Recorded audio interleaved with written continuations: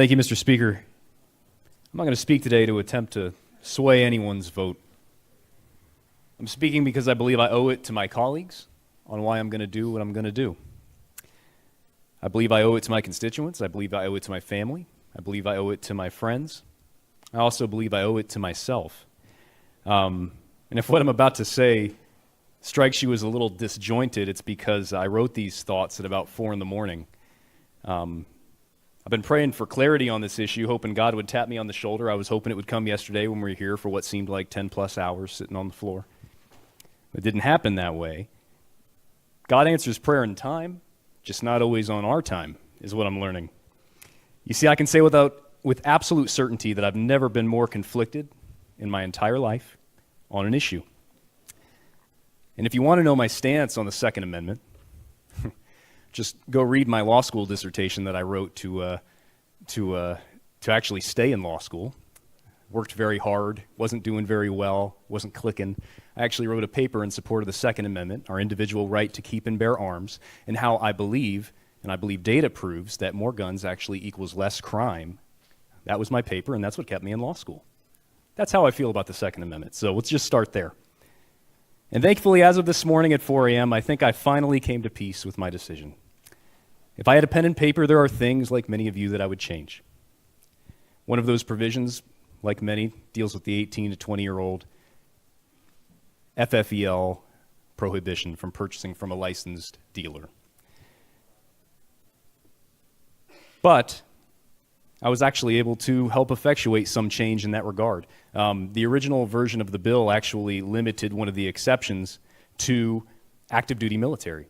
And thankfully, and I want to thank Chair Oliva, Speaker Oliva, for Chair Sprouse for hearing me out and for hearing many of us out, and including a provision that actually allowed for our citizen soldiers to be included as well, our reserve and guard soldiers. So thank you very much for taking that into consideration and making that good change to this bill. It's a process, and if all 120 of us wrote our own proposals, there would be 120 drastically different bills.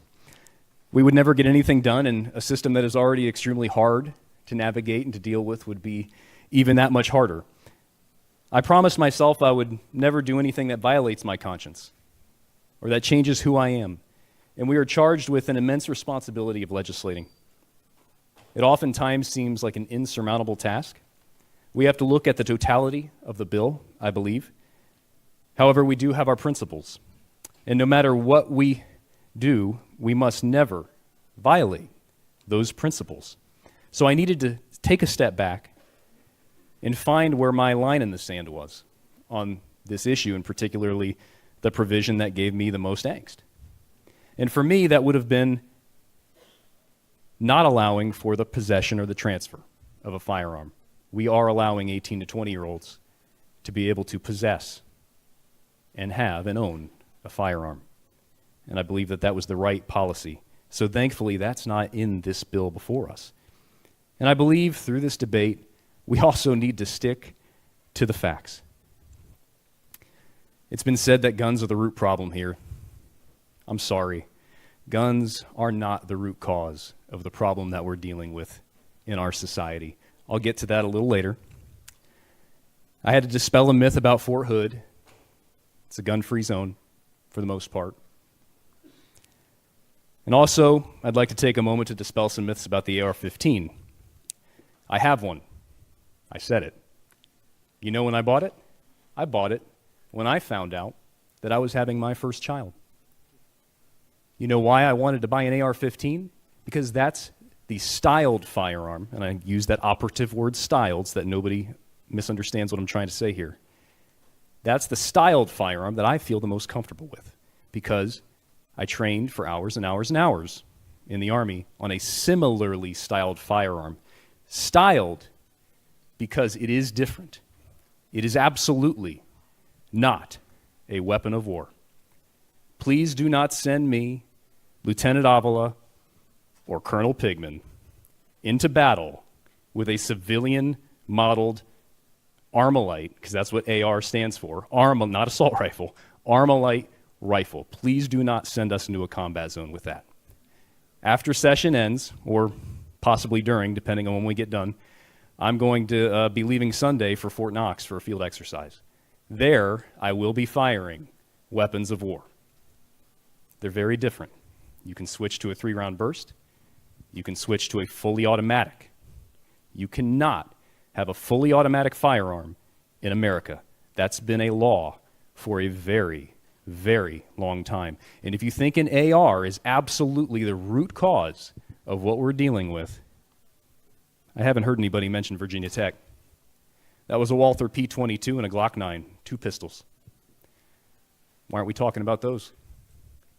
We need to look deeper. We can't have that myopic approach to such a huge, serious issue. What motivates me, like nothing else in the world, is my children and their future. If there is one thing that motivates us all, I believe it's the safety and security of our children, both in school and out. If there's one thing that we can all agree on, it's that what we are doing now isn't working, which is why we're having this debate. I also believe that the worst thing that we could do is go home having done nothing. There are game-changing safety measures in this bill. Mental health funding, school resource officers, ending gun-free zones, which are proven to be killing fields. And there are many, many other positive provisions, and they've been expounded on already, so I won't go there. So how can I vote no on giving the option to certain school personnel, trained, armed, having the chance, and that's, again, an operative word, this is about chance. This is about opportunity. It's not about a guarantee. There's no guarantees in what we're talking about. But it's about giving somebody the chance to suppress the next attacker. Our schools might no longer be the targets that they right now are. Maybe the maniac at Marjory Stoneman Douglas would have thought twice about what he did on Valentine's Day. Gun-free zones are opportunity-rich targets. That's why virtually all mass shootings occur where this attacker would likely not be hurt or subdued or stopped. Marjory Stoneman Douglas, Umpqua Community College, Sandy Hook, Virginia Tech, and Columbine. There's a common denominator there. They were all gun-free zones. What if somebody had the opportunity to act, the chance to fight back? Even one life might have been saved. What if they had a chance to save somebody with that opportunity? I've come to realize that I could not live with myself knowing that I did not vote for that opportunity to make our schools safer and level this playing field, especially if, God forbid, we do nothing and another massacre takes place. Like many, I chose to meet with the fathers yesterday, and I did meet with the students. And I want to go on record saying that I don't think that there's a single coward in this room. It was said earlier. Everybody here stepped into the arena. Everybody here wants to do what they believe is right. You're all heroes in my book, regardless of what you believe. We just have differences of opinion sometimes. So thank you for stepping into the arena and being here. There are things I would like to change in the bill, and I know that I tried. It's not the decision before me, though. I can't let perfect be the enemy of good, as it's been said before. I have the opportunity to serve next year, God willing, and I'll work on things I'd like to improve. And if you're wondering if I'm still conflicted, well, the answer is yes. I am. But the issue, to me, is so much deeper than anything that I've just touched on. I believe it's societal and it's systemic. What kind of world are we willing to leave our children? We can do things like fortify our schools, our communities, but make no mistake about it, and I'm so glad it's been brought up by several of my colleagues, this is a God issue. Our fate of our society rests on our faith in our family. And can anyone in this room honestly look me in the eyes and say with a straight face that our world is right, just, moral? Moral relativism is eroding our culture and our world. And I stand here today to let you know, as many believe, that there is a right and a wrong in the world. And we need to stand for that, and that's okay. We must be willing to look within ourselves. We must ask the difficult questions, reflect on what has changed in our culture over the past several decades to prompt such violent hate, division, partisanship, and wickedness.